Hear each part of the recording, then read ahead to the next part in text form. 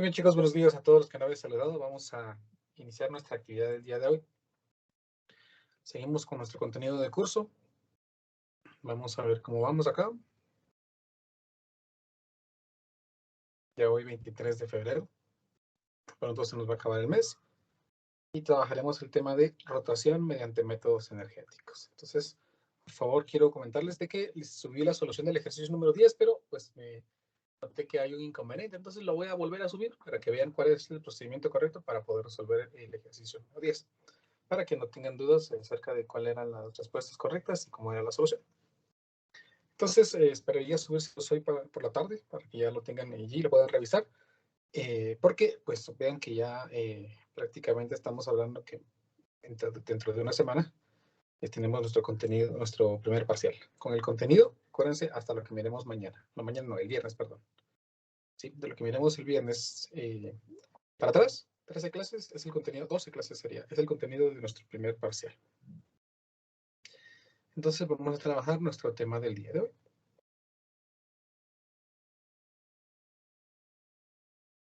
Vean que hemos avanzado bastante. Vamos a ver.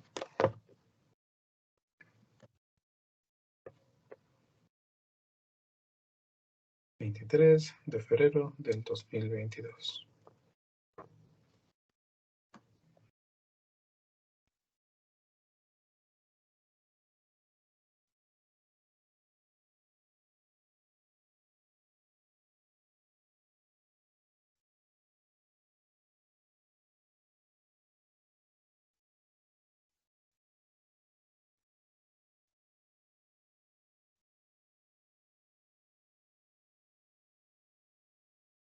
Ahí está.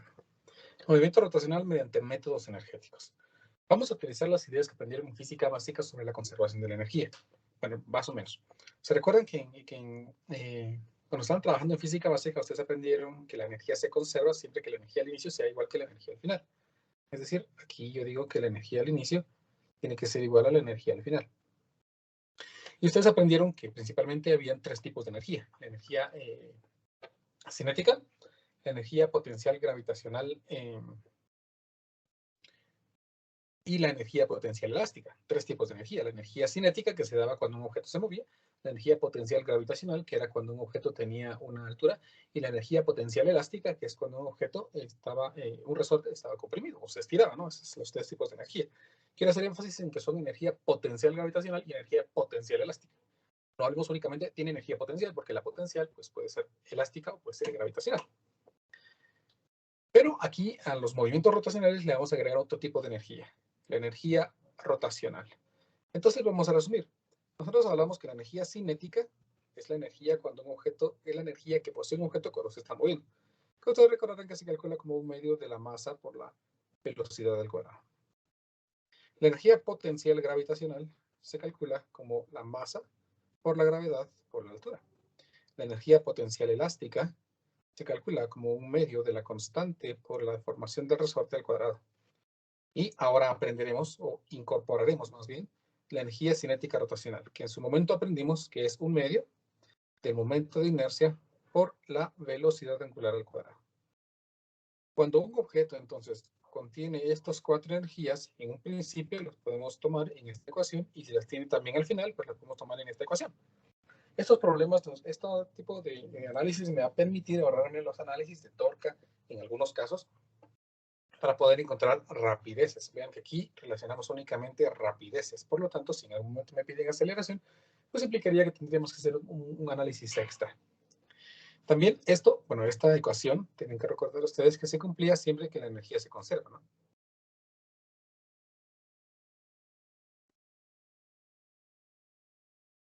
Si estamos hablando de que la energía no se conserva, entonces estamos hablando de que existen fuerzas no conservativas.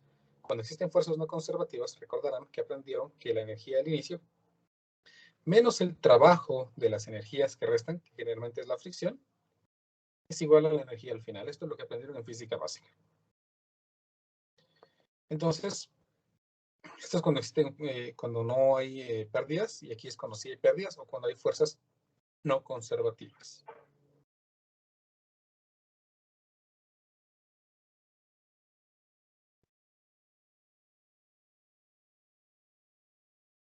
fuerzas no conservativas. Y aplicaremos algunos ejemplos utilizando estas estrategias. Entonces, vamos a resolver un par de ejemplos sobre el uso de energía para resolver problemas. Se darán cuenta que es prácticamente lo mismo que ya vieron en física básica, únicamente le incorporaremos una energía más.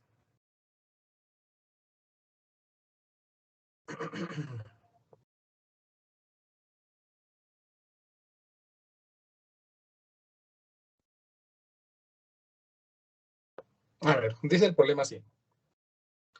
La polea de la figura 936, tiene 0.16 metros de radio. Y su momento de inercia es de 0.48 kilogramos metro cuadrado. Vean que me da la inercia, no me dicen que sea un disco, ¿no? Obviamente una polea no es un disco. Solo bajo ciertas condiciones lo podemos tomar así. La cuerda no resbala en la polea. Use métodos de energía para calcular la rapidez del bloque de 4 kilogramos justo antes de golpear el piso. Entonces vean que este bloque va a caer, por lo tanto, como están unidos en una cuerda, pues el bloque de 2 kilogramos va a subir. Entonces hagamos aquí el análisis. Como no hay fricción, no hay nada que... no hay ningún tipo de rozamiento de los bloques, entonces pues voy a afirmar aquí que la energía al inicio tiene que ser igual a la energía al final. Analicemos qué tipos de energía hay al inicio. Pensemos, analicemos cada uno de los elementos principales aquí, que es cada uno de los bloques y la polea.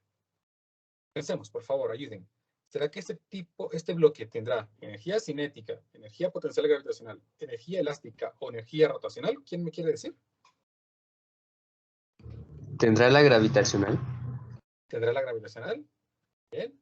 ¿Qué más? ¿Quién Tiene más pura quería apoyar? energía. ¿Perdón? No tiene energía potencial ni cinética. No tiene energía potencial ni cinética. Muy bien. ¿Qué dicen los demás? Por favor, apoyen las ideas que los compañeros están dando. O si ustedes tienen otras ideas, pues también, ¿no?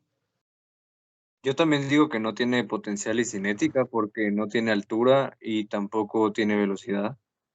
Muy bien, ahí estamos justificando una razón. Ajá.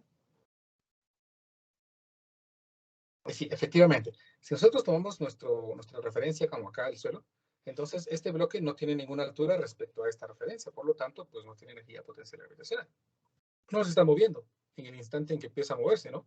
No se está moviendo, por lo tanto no tiene energía cinética. No está rotando, no tiene energía cinética rotacional y no lo conforma un resorte, por lo tanto no hay energía elástica, potencial elástica. Pasamos siguiente a la polea. La polea se encuentra fija, por lo tanto, pues no va a contribuir la energía potencial, porque no se va a mover. Por lo tanto, la energía potencial la descartamos, a pesar de que tiene una altura, ¿no? Porque la polea no va a trasladarse. No tiene energía cinética porque no se traslada, no se mueve. No tiene energía rotacional porque al principio no está rotando. Y no tiene energía potencial elástica porque no hay ningún resorte al que esté acoplado. Entonces, pues esta polea no carece de energía al principio. Pero si nos fijamos en este bloque tiene una altura respecto al suelo. Por lo tanto, posee energía potencial gravitacional. No posee energía potencial elástica porque no está unido a un resorte y no está en movimiento cuando nosotros empezamos el análisis. Tampoco va a rotar. Por lo tanto, la única energía que tenemos al principio es la energía potencial gravitacional. Entonces, escribo aquí que la energía potencial gravitacional al inicio es la única que tenemos. ¿Qué va a pasar cuando los bloques ya estén en el suelo? Es decir, ¿qué va a pasar cuando ya el bloque esté a punto de llegar al suelo? ¿Sí? Sabemos entonces que el bloque aquí, de pequeñito, pues va a estar arriba, ¿no? Entonces veamos. Cada uno de los bloques va a estarse moviendo a la misma rapidez porque están conectados a la misma cuerda. La polea va a estar rotando también. Y este bloque de aquí ha ganado altura. Por lo tanto, aquí tenemos 4 tipos de energía. La energía cinética del bloque grande cuando está llegando al suelo, la energía cinética rotacional de la polea que está girando y la energía cinética del bloque que va subiendo. También este bloque posee energía potencial gravitacional. Entonces tenemos 4 tipos de energía en el momento en el que el bloque pequeño pues ya está en la parte superior. Entonces escribiría aquí que tendría un medio de la masa de 4 kilogramos por la velocidad al cuadrado más un medio de la masa. Bueno, pero tal vez no vamos a ponerlo así ahorita. Tal vez me adelanté. Vamos a poner que tendríamos energía cinética del bloque de 4 kilogramos, más energía cinética del bloque de 2 kilogramos, más la energía cinética rotacional de la polea, más la energía potencial gravitacional del bloque de 2 kilogramos. Entonces, ahí están los 4 tipos de energías. Ahora sí ya los hemos escrito y vamos ahora a reemplazar las expresiones que definen las energías que tenemos aquí. Entonces, la primera sería que es la masa, la gravedad por la altura. Esto sería igual a 1/2 de la masa de 4 kilogramos por su velocidad al cuadrado, más 1/2 de la masa de 2 kilogramos por su velocidad al cuadrado, que dijimos que es la misma rapidez, más la energía cinética rotacional, que sabemos que se calcula como 1/2 del momento de inercia por la velocidad angular al cuadrado, más la energía potencial gravitacional, que sería la masa de 2 por la gravedad por la altura. Vean que no diferencia las alturas porque lo mismo que suba el bloque de 2 kilogramos va a ser lo que ha bajado el bloque de 4 kilogramos. Entonces es la misma altura. Por lo tanto, lo que necesito determinar es la rapidez. Entonces, tenemos dos tipos de rapidez, la rapidez lineal y la rapidez angular. Pero recordemos, o veamos primero, de que la polea tiene su velocidad tangencial descrita por la rapidez de las cuerdas, que definen también la rapidez de los bloques.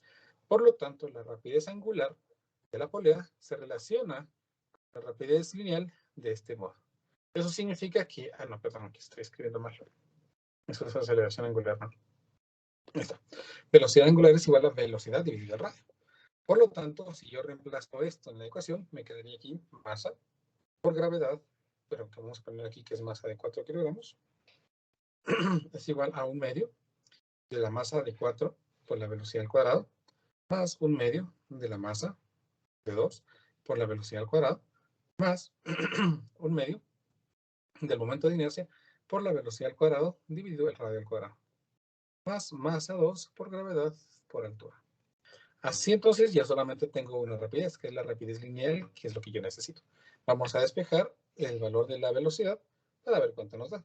Si despejamos aquí la velocidad, me quedaría masa 4 por gravedad por altura menos masa de 2 por gravedad por altura. Todo esto dividido entre 1/2 de la masa 4 más 1/2 de la masa 2 más 1/2 del momento de inercia dividido el radio al cuadrado.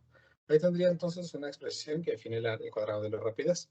Por lo tanto, si simplificamos un poquito, me quedaría que la rapidez estaría dada por 2 veces la gravedad por la altura multiplicado por la masa 4 menos la masa 2. Todo esto dividido entre la masa 4 más la masa 2 más la inercia dividido el radio al cuadrado. Todo esto en raíz cuadrada. Así entonces, pues ya únicamente me bastaría con reemplazar datos para obtener el valor de la rapidez. La rapidez entonces sería la raíz cuadrada de 2 veces la gravedad, que es de 9.8 metros sobre segundos al cuadrado, por la altura del bloque cae, que es 5 metros, por el valor de la masa de 4, pues que es 4 kilogramos, menos la masa 2, que es de 2 kilogramos. Todo esto dividido entre la masa de 4, que es 4 kilogramos, más 2 kilogramos, más el momento de inercia por el radio al cuadrado. Vamos a ver esos datos, porque eso no los tengo en la mente. La inercia es de 0.48 kilogramos metro cuadrado y el radio es de 0.16 metros. Entonces, pues ya tienen dos aquí. Me quedaría que la inercia es de 0.48 kilogramos metro cuadrado dividido el radio al cuadrado, que dijimos que era de 0.16 metros todo al cuadrado. Noten que aquí se cancelarían metros con metros al cuadrado y me quedaría kilogramos, que es la unidad de medida que estamos sumando aquí. Entonces, ya la rapidez, ya si dejamos con el análisis, ¿no? Todo lo de abajo es kilogramos, se cancelaría con esos kilogramos.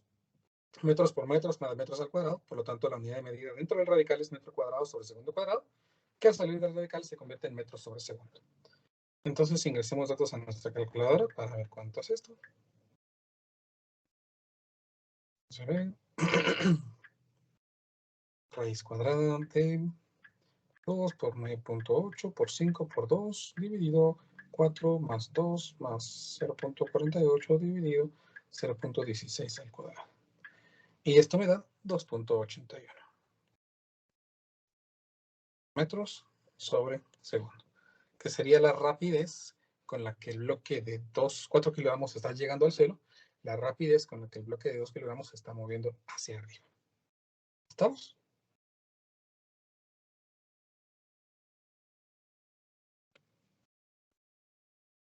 ¿Me explico alguna pregunta? Claro como el agua, claro como la leche. Todo claro ahí. Está fácil, ¿verdad? Es prácticamente lo mismo que hacían allá en temas de física básica, pero ahora le hemos agregado esta energía de rotación, ¿no? Ahora consideramos que los objetos están rotando. Bueno, hagamos otro problema entonces para ir viendo aquí otro tipo de problemas podemos encontrar cuando empecemos a estudiar. Espero que no empiecen a estudiar el miércoles de la próxima semana, ¿verdad?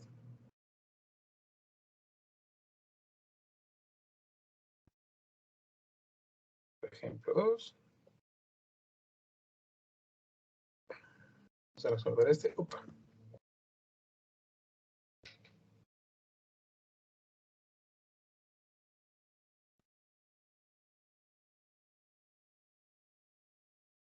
Dice el problema. Un cordón o una cuerda, como quieran decirle, se enrolla alrededor de una polea de masa M y radio R. El extremo libre del cordón está conectado a un bloque de masa M. El bloque parte del reposo y luego se desliza por un plano inclinado que forma un ángulo θ con la horizontal. ¿Cómo se ve en la figura? Un ángulo θ. El coeficiente de fricción cinética entre el bloque y el plano es μ. Hay fricción. Use métodos energéticos para mostrar que la rapidez del bloque como función de la posición D por el plano inclinado es esto de aquí. Encuentre la magnitud de la aceleración del bloque en términos del coeficiente de fricción, las masas de la polea del bloque, el valor de la aceleración de la gravedad y el ángulo θ. Muy bien, pues el problema me dice que calcule la rapidez. Entonces, pues vamos a utilizar métodos de energía para esto. Para ello tenemos que ver que si este bloque se suelta desde el reposo, en este instante no se está moviendo. Pero cuando se suelte, el bloque se va a mover. Por lo tanto, vamos a ver si puedo dibujar, si me deja dibujar esto aquí en cuadrado. Sí, me dejó. Pero mejor lo vamos a poner aquí.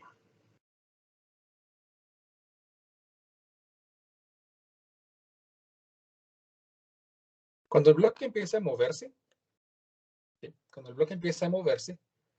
vean que aparte de moverse a una distancia, está cayendo a una altura. Por lo tanto, está perdiendo energía potencial gravitacional, pero está ganando rapidez, por lo tanto, está ganando energía cinética. A su vez, también la polea ha empezado a girar y por lo tanto también está ganando energía cinética. Entonces, pues vamos a ver el análisis de este problema. Para eso, entonces, vamos a suponer que el objeto ha caído a una altura h.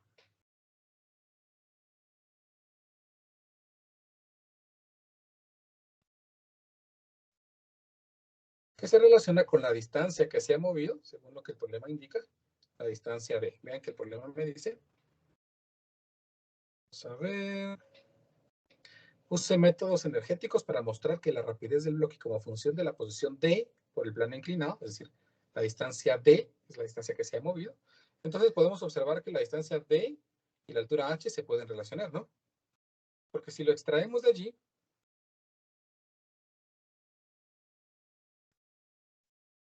podríamos ver que esta sería la distancia d, esta sería la altura h y este es el ángulo. Entonces noten que podemos relacionar la altura d la distancia d y la altura h con trigonometría básica, ¿no? Puedo utilizar el seno del ángulo. El seno del ángulo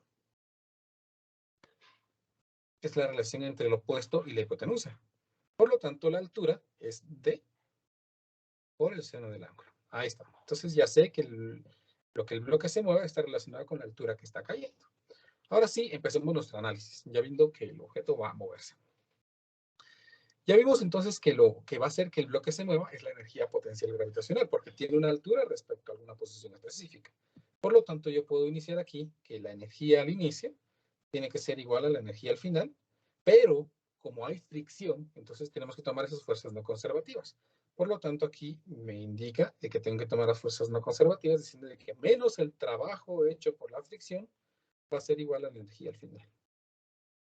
Por lo tanto, entonces, la energía que existe al inicio, ya dijimos que es energía potencial gravitacional, menos el trabajo hecho por la fricción, y entonces trabajo hecho por la fricción, escribámoslo mejor como fuerza de fricción multiplicado por la distancia.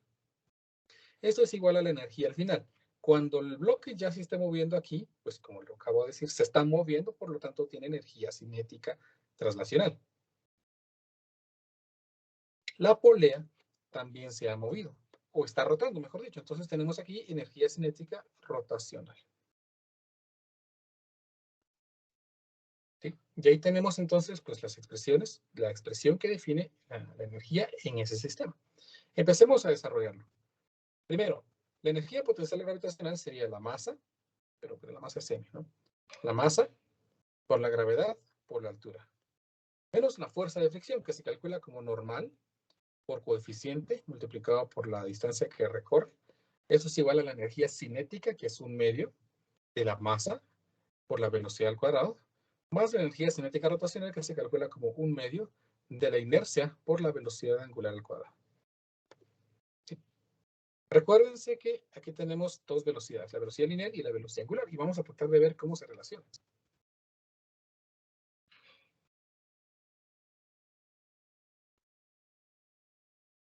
Vean que el bloque, cuando se mueva, genera una velocidad tangencial a esta polea.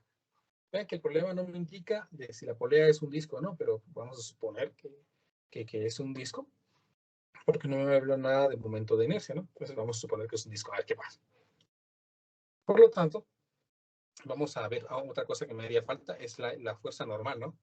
Para eso, independientemente de cómo esté el bloque, tengo que hacer un diagrama de cuerpo libre. Entonces, vamos a suponer que el bloque es este de acá. Vamos a dibujar aquí unos ejes que intenten más o menos definir cómo quedaría esto.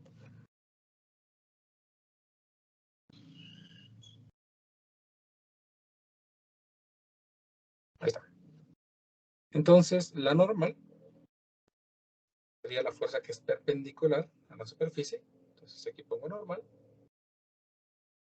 El peso del bloque hacia abajo.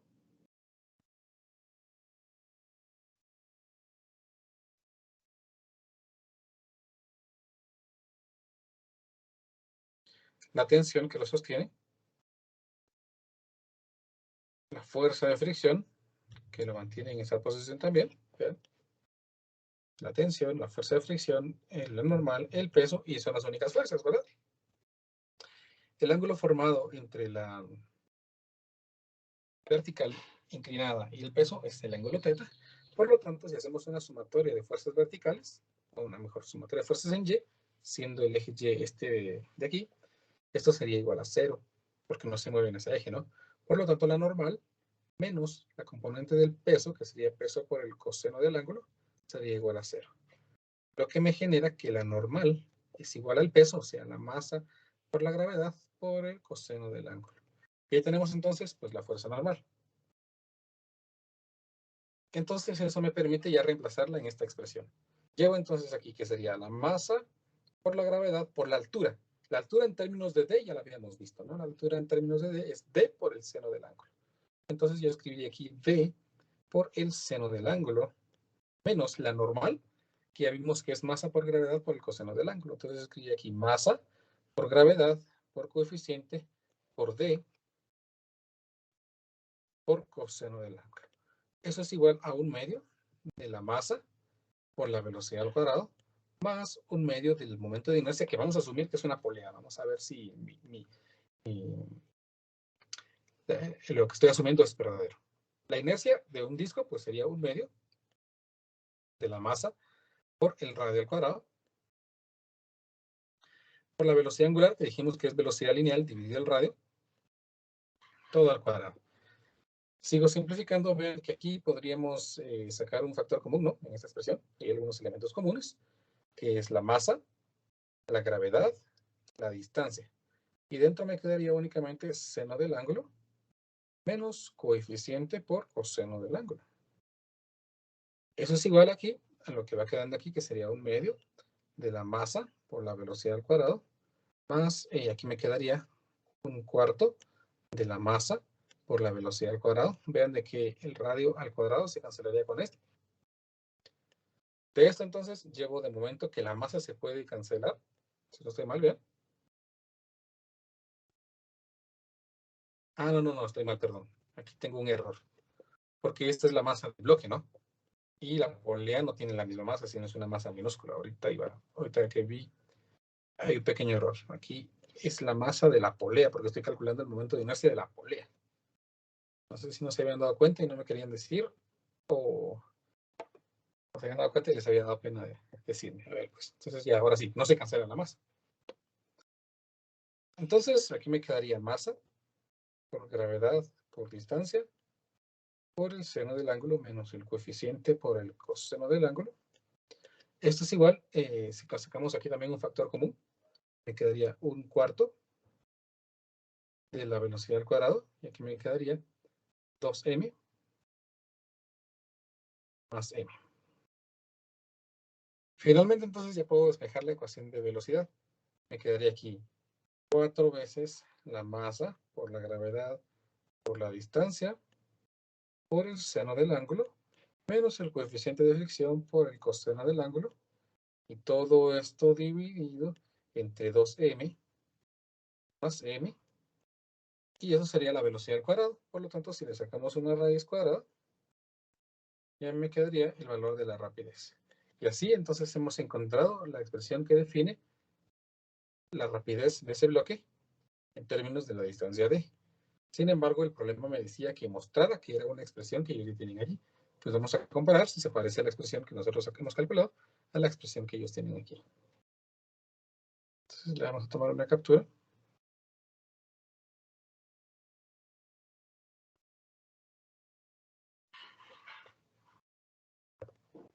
Y vamos a compararla con lo que tenemos nosotros acá. ¿Me ven? 4, masa, gravedad, distancia, seno del ángulo, menos coeficiente por el coseno del ángulo, dividido m más 2m, que es la suma conmutativa, velocidad y la raíz cuadrada. Eso significa que hemos hecho un análisis correcto para este problema, mostrando que la velocidad es esta expresión. ¿Me explico? ¿De momento alguna pregunta? ¿Algo que haya quedado claro? Me dicen, por favor.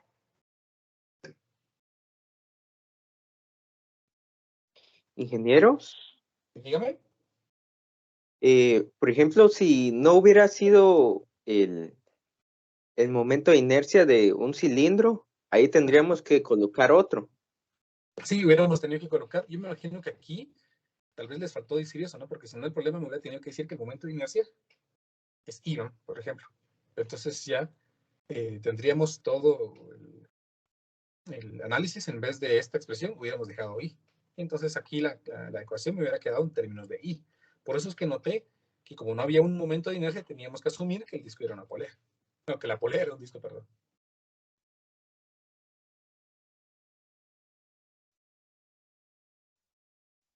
¿Estamos? ¿Alguna otra pregunta? Claro como el agua, claro como la leche, porque nos hace falta una parte, ¿no? Nos hace falta el inciso B.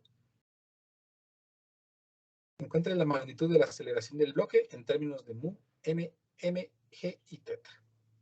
Aquí va a estar más sencillo. ¿Por qué? Vamos a quitar esto porque ya no nos va a servir. Si asumimos que el objeto está cayendo a una aceleración angular constante, entonces la aceleración es la incógnita. Parte del reposo, lo que me dicen que la velocidad inicial es 0. La velocidad final, pues es la velocidad que acabamos de calcular, ¿no? Esta expresión de aquí. Y la distancia que recorre, pues es la distancia d. Por lo tanto, tengo 4 datos, tengo 3 datos para poder calcular la aceleración. Una ecuación que relaciona esto es una ecuación que dice que la velocidad final al cuadrado es igual a la velocidad inicial al cuadrado más 2 veces la aceleración por la distancia. Si nosotros sabemos que la velocidad inicial es 0, obtendría que la aceleración estaría dada por el cuadrado de la velocidad dividido 2 veces la distancia. Por lo tanto, si yo reemplazo datos a la ecuación que he calculado, sería la velocidad final al cuadrado, o sea, esto al cuadrado, dividido 2 veces la distancia. Creo que si ustedes se dan cuenta, y son pilas como esa de la álgebra, que son muchísimas más pilas que yo, me quedaría aquí 2mg por seno del ángulo menos coeficiente por coseno del ángulo dividido 2m más n. Y ese sería el valor de la aceleración. ¿Sí? Aceleración que pudimos haber encontrado si hacemos un análisis de momentos de torsión, sumatoria de torques es igual a inercia por aceleración angular, los diagramas de cuerpo libre del cuerpo, diagrama de cuerpo libre de la polea y todo, pero vean que lo hemos obtenido de una manera un poco más rápido utilizando la energía, ¿no?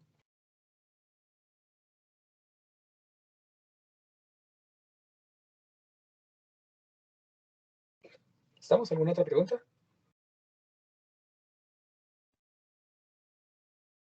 Hice una pregunta. ¿Y si hubiéramos derivado la velocidad para obtener la aceleración, nos hubiera dado algo equivalente? No, porque como debe recordar que la aceleración es la derivada de la velocidad respecto al tiempo. Por lo tanto, para poderla derivar, tendríamos que tener un modelo que describa la velocidad en función del tiempo. Pero nosotros tenemos aquí una expresión que define la velocidad en términos de la distancia d. Por lo tanto, no funcionaría si la deriváramos. Entonces, sí, Muy bien. Ingeniero, solo disculpe, ¿puede enfocar el ejercicio, la parte de arriba? Muy voy a tomar bien. una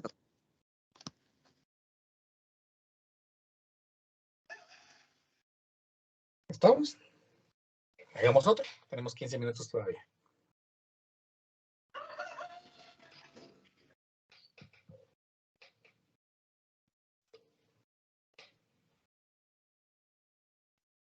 Ejemplo 3, perdón.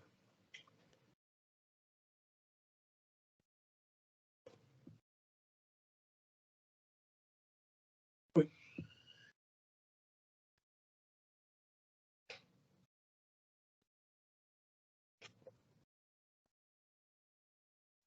A ver, dice este problema así. Una barra larga, ahora es una barra, ¿verdad? Es una barra larga, uniforme de longitud L y masa M, se articula en torno a un eje horizontal sin fricción a través de un extremo. La barra se libera casi del reposo en una posición vertical. Casi del reposo significa que le tuvieron que dar un empujoncito para que pudiera caerse, ¿no? Entonces podemos asumir que esa rapidez es casi cero, por eso es casi del reposo. Como se muestra en la figura 1065. En el instante cuando la barra está horizontal, cuando la barra ya está horizontal porque está cayendo, ¿no? Encuentre su rapidez angular, la magnitud de su aceleración angular, las componentes x, y de la aceleración de su centro de masa y las componentes de la fuerza de reacción en el eje. Muy bien. Entonces vamos a utilizar métodos energéticos para poder resolver este problema. Sin embargo, pues tenemos que caer aquí a algo bien importante. Cuando nosotros tomamos un objeto que es uniforme, ¿a qué se refiere con eso de uniforme? Pues que su peso está distribuido bien a lo largo de su longitud. O sea, ¿a qué se refiere eso? Obviamente, que si esto pesa m, yo lo parto a la mitad, pues aquí va la mitad de la masa y aquí va la otra mitad. Si nosotros lo partiéramos en 3 partes, aquí iría una tercera parte de la masa, otra tercera parte de la masa y otra tercera parte de la masa. Hay objetos que son no uniformes, y por ejemplo, si yo lo parto a la mitad, pues aquí me quedo, por ejemplo, con 1/10 de la masa y esto aquí queda con 9/10 de la masa, por ejemplo, ¿no? Hay una parte que es más pesada que la otra. A eso se refiere cuando no es uniforme. Cuando es uniforme, su peso está bien distribuido a lo largo de su longitud. ¿Qué beneficios tiene que nosotros tengamos un objeto uniforme? Cuando tenemos un objeto uniforme, podemos utilizar como análisis el centro de masa. Bueno, en todos lados, ¿no? Pero es más fácil localizarlo en un objeto uniforme. Nosotros tenemos aquí un objeto que su centro de masa pues estaría exactamente a la mitad de su longitud. Y vamos a considerar, ¿sí? Para análisis, que la masa se encuentra concentrada en este punto, porque es su centro de masa, que está ubicado a una distancia L medios. Ahí vamos a considerar como punto de análisis para todo lo que vayamos a hacer. Por lo tanto, pues vamos a ver. La barra cae casi del reposo, o sea que pues lo único tipo de energía que tiene que la va a hacer caer es la energía potencial gravitacional. Lo que me falta colocar aquí, que la energía al inicio tiene que ser igual a la energía al final. Ahora sí, la energía potencial gravitacional es igual al tipo de energía que tiene la barra cuando ya ha caído, ¿no? Observen que la barra está rotando únicamente. Por lo tanto, la energía que va a adquirir cuando ya esté aquí, pues es únicamente energía rotacional. Entonces escribo energía cinética rotacional. Y nada más, porque se mueve pero está rotando, no es el movimiento de traslación. Por lo tanto, no considero la energía cinética de traslación. Por lo tanto, aquí voy a considerar masa de la barra por la gravedad por su altura. Eso es igual a la energía cinética rotacional, que es un medio de la inercia por la velocidad angular al cuadrado. Por lo tanto, empecemos a ver, ¿qué altura cayó? Ah, bueno, como dijimos que estamos considerando su centro de masa, la altura que va a caer, pues es específicamente L medios, porque esa es la altura que estoy considerando dado que la barra es uniforme. Por lo tanto, aquí me quedaría masa, gravedad por L medios. Eso es igual a un medio del momento de inercia. No vamos a usar un medio de la masa por radio al cuadrado. ¿Por qué? Porque un medio de la masa por radio al cuadrado es para un disco. Y eso es una barra articulada en un extremo. Ah, bueno, si ustedes son pilas, dedicados, y ya, pues ya les cayeron las palabras que yo siempre les he dicho, pues es probable que ya tengan pegado en su cuaderno, pues esta barra, ¿no? Perdón, esta tabla, en la cual tenemos aquí una barra larga, delgada, con eje de rotación a través de un extremo, cuyo momento de inercia es 1/3 de la masa por la longitud del cuadrado. ¿Sí? Si todavía no tienen pegada, es posible que tengan que llevar el curso nuevamente en escuela de vacaciones, no el otro semestre. Probablemente. ¿No? Entonces aquí me quedaría 1/3 de la masa por la longitud al cuadrado, por la velocidad angular al cuadrado. Observen que puedo cancelar este 2 con este 2. Puedo cancelar aquí sí la masa con la masa, no como en el problema anterior que ya me iba a terminar sin ser cierto. Puedo cancelar esta longitud con este cuadrado y me quedaría simplemente entonces de un lado la gravedad y del otro me quedaría 1/3 de la longitud por la velocidad angular al cuadrado. Por lo tanto, como el problema necesita en el inciso A que calcule su rapidez angular, entonces ya me quedaría aquí que la velocidad angular sería 3 veces la gravedad dividido la longitud por la raíz cuadrada, en la raíz cuadrada. Y así, pues hemos determinado cuál es la velocidad angular de la barra en el instante en el que ya está horizontal. ¿Y cómo supe que está horizontal? ¿Por qué? Pues la altura que ha caído es exactamente L medios. ¿Estamos? Para algún otro caso, pues tendría yo que determinar cuánto ha caído su centro de masa. Por ejemplo, si me dijeran que cuando ya ha caído 45 o su ángulo es 45 grados, entonces necesitaría determinar cuánto ha caído su centro de masa y así podría determinar la rapidez que lleva exactamente a los 45 grados. ¿Estamos? Ahí tengo entonces el primer inciso resuelto. Luego me dice la magnitud de su aceleración angular. La magnitud de la aceleración angular, obviamente cuando ya está aquí. Bueno, pues entonces vamos a hacer el análisis ahora de aceleración angular.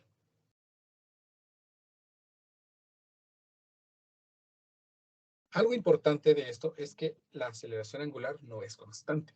¿Cómo sé eso? Pues les voy a mostrar por qué sé que la aceleración angular no es constante. Para eso vamos a suponer que tenemos aquí la barra. Déjame hacer una barra, creo. Vamos a hacerla aquí y la vamos a rotar.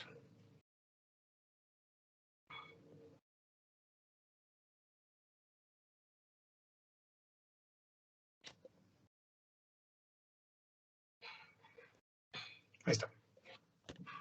Supónganse entonces que esa es la barra que está rotando, ¿no?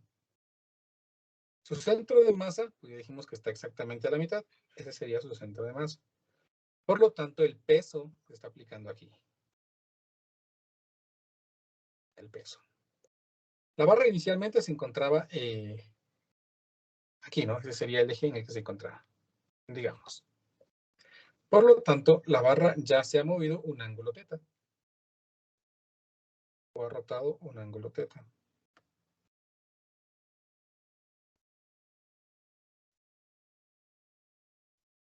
Este triángulo acá. ¿Sí? Este. Por lo tanto, vean de que el peso está generando un momento de torsión alrededor de este punto. Por lo tanto, si yo quisiera calcular este momento de torsión, me quedaría aquí que la sumatoria de torcas es igual a inercia por aceleración angular. ¿Quién está generando la torca? Dijimos, pues el peso. Y recuérdense que para calcular la torca se calcula fuerza por distancia, siendo la distancia perpendicular a la fuerza. Entonces, como la fuerza es vertical, la distancia tiene que ser horizontal. ¿Cómo calculamos esta distancia? Pues bien fácil, porque se supone que la distancia que hay del centro, del punto de rotación al centro de masa, pues es L medios. Y como este ángulo es θ, entonces puedo yo determinar cuánto es esta distancia, ¿no? Si ustedes se dan cuenta, es esta distancia, que vamos a colocarla aquí. Se calcula como L medios por el seno del ángulo θ. Entonces ahora sí, la torca sería como peso multiplicado por L medios por el seno del ángulo. Eso sería igual a 1/2 de la, no, perdón, a la inercia por aceleración angular, que ya dijimos que la inercia pues es 1/3 de la masa por la longitud del cuadrado por la aceleración angular. Empiezo a simplificar las expresiones, primero reemplazando otra vez aquí que el peso es masa por gravedad, por L medios, por el seno del ángulo, y aquí me quedaría 1/3 de la masa por la longitud del cuadrado por la aceleración angular. Entonces puedo cancelar la masa, puedo cancelar esta longitud, y de momento entonces me quedaría que la aceleración angular está dada por la expresión sería 3G dividido 2L por el seno del ángulo. Ahí está. Ahí está. Este sería el valor de la aceleración. Ahora pensemos. La gravedad es constante, porque siempre es 9.8 metros sobre segundos al cuadrado. La longitud de la barra es la misma. La longitud de la barra no aumenta y no disminuye. Pero ¿qué pasa con el ángulo? ¿Será que este ángulo siempre es constante o va cambiando conforme la barra vaya cayendo? ¿Qué dicen ustedes? Va cambiando. Por lo Va cambiando. tanto, al ser cambiante la aceleración no es constante, ¿verdad?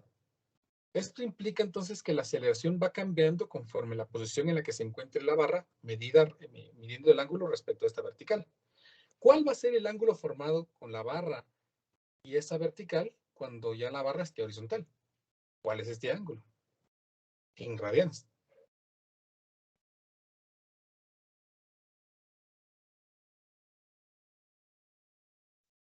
¿Alguien de nuevo corazón que sepa cuánto es este ángulo en radianes?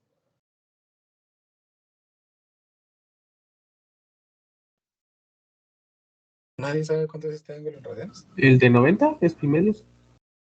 Pi medios, exactamente. Entonces, para evaluar nosotros la aceleración, la tenemos que evaluar en el ángulo de pi medios. Entonces, aquí me quedaría 3G dividido 2L multiplicado por el seno de pi medios. Y nosotros sabemos que el seno de pi medios pues tiene un valor de 1. Entonces, aquí me quedaría 3G dividido 2L. Y así determino el valor de la aceleración exactamente cuando la barra está horizontal. ¿Sí? Pero he calculado el valor de la aceleración y el problema me pide la magnitud de su aceleración angular hacia. Luego dice las componentes X y Y de la aceleración de su centro de masa. Muy bien, entonces en el centro de masa, ¿qué tipo de aceleración tendríamos cuando ya esté horizontal? Cuando la barra esté horizontal, pues lleva una aceleración tangencial aquí y tiene una aceleración centrípeta hacia el centro, ¿no? ¿Te recuerdas? Entonces yo podría decir que la aceleración tangencial se calcula como la aceleración angular multiplicada por el radio. La aceleración angular, pues ya vimos que es 3G dividido 2L multiplicado por el radio, que sería L medios. ¿Por qué el radio? Porque como esta aceleración que necesito es aquí, el radio de aquí para acá, pues es L medios, ¿no? Por lo tanto, aquí me quedaría como 3G dividido 4. Esa sería la componente de la aceleración, ¿sí? Vertical. Y la aceleración centrípeta, pues la aceleración centrípeta se calcula como la velocidad de tangencial al cuadrado dividido en radio. O la velocidad angular, si la queremos poner así más bonito, la velocidad angular al cuadrado multiplicado por el radio. Como la velocidad angular ya la tengo, ¿no? Ahí está. Y el radio, pues es L medios. Entonces aquí me quedaría 3GL, porque está al cuadrado, multiplicado por el radio, que es L medios. Y esto me queda entonces 3G medios. Aquí tengo entonces la componente de la aceleración tangencial, que es vertical, y la componente de la aceleración centrípeta, que es horizontal. Entonces le voy a colocar aquí que esta está dirigida hacia abajo y esta está dirigida hacia la izquierda, porque en ese instante, ¿no? Por último, el problema me pide las componentes de la fuerza de reacción en el eje. Muy bien. Y lo último, antes de que se me acabe el tiempo de clase, supongamos que este es el eje. Y pensemos que aquí hay componentes de reacción, es decir, las fuerzas que soportan el apoyo. Entonces vamos a poner aquí que aquí hay una reacción vertical y que aquí vamos a pensar que hay una reacción horizontal. Es decir, las fuerzas que este apoyo hace en vertical y horizontal para mantener la barra en esta posición, ¿no? A pesar de que se esté moviendo. Entonces, ¿qué fuerzas tenemos allí? Pues obviamente tenemos el peso de la barra. ¿Sí? Pero también tenemos aquí, de momento, unas aceleraciones, ¿no? Y las aceleraciones generan fuerzas inerciales. ¿Se recuerdan de eso, no? De las fuerzas inerciales. Entonces, como aquí tenemos una aceleración, entonces se está generando aquí una fuerza centrípeta. Y como aquí tenemos una aceleración, pues también tenemos la fuerza que hace que la barra vaya rotando. Entonces aquí me quedaría que la sumatoria de fuerzas tiene que ser igual a 0 para que la barra no salga disparada, ¿no? Tanto en el eje vertical como en el eje horizontal. Entonces en el eje vertical estaríamos hablando de la reacción vertical hacia arriba, menos el peso de la barra, menos la fuerza que está haciendo la aceleración, que eso es igual a 0. Por lo tanto, la reacción vertical estaría dada por el peso de la barra más la fuerza inicial, que es masa por la aceleración tangencial. O sea, la reacción vertical sería la masa de la barra por la gravedad más la masa de la barra por la aceleración tangencial, que hemos calculado aquí, que es de 3G dividido 4. Entonces, 3G dividido 4. Si sumamos estas expresiones, me queda que la reacción vertical sería de ¿qué? De 7mg dividido 4. Y tenemos entonces el valor de la reacción vertical. Luego hacemos la sumatoria de fuerzas horizontales. Tiene que ser 0 también para que la barra no salga disparada, ¿no? Entonces, como aquí tenemos una fuerza centrípeta hacia la izquierda y una reacción horizontal hacia la izquierda, pues vamos a suponer que las dos son negativas, ¿no? Por la dirección que yo la puse. Menos la reacción horizontal, menos la fuerza centrípeta, es igual a 0. Y entonces me queda que la fuerza centrípeta es exactamente, menos la fuerza centrípeta es igual a la reacción horizontal. La reacción horizontal va en la dirección contraria, por eso me está saliendo negativo. Recuérdense que la fuerza centrípeta se calcula como masa por la aceleración centrípeta. Y la aceleración centrípeta ya la calculé aquí, que es 3G medios. Por lo tanto, aquí me queda que la reacción horizontal es masa por 3G medios. Y la masa es la masa de la barra, por lo tanto, la reacción horizontal es negativa de 3 mg medios.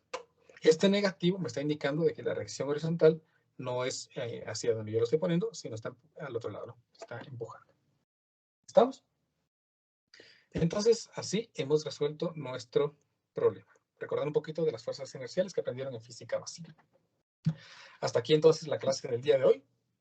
Y nos miraríamos el día viernes para continuar con el contenido del curso.